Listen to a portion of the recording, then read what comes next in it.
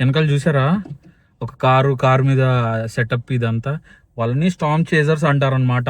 Storm chasers అంటే మన ఇండియాలో మనకి వాన తుఫాన్ ఇలాంటి వచ్చినప్పుడు మనం ఏం చేస్తాం, పోయి సపోర్ట్ చేయకుండా ఒక సందులో కూర్చుంటాం, ఇంట్లో కూర్చుంటాం, బయటికి రాం.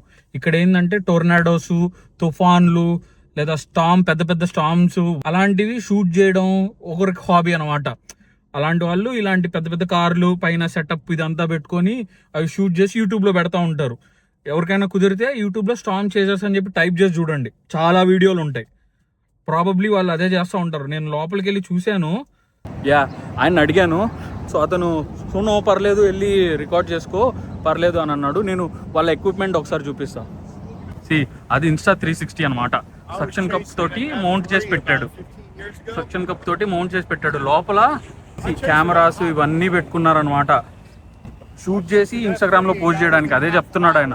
నేను కూడా స్టార్మ్ చేశారు, నాకు ఇలా రికార్డ్ చేయడం చాలా ఇష్టం అంటే నేను అడిగా ఒకసారి షూట్ చేసుకోవచ్చా అని. గో హెడ్ అని అన్నాడు. చూసారా బండి ఎలా ఉందో, గుల్లగుల్లగా.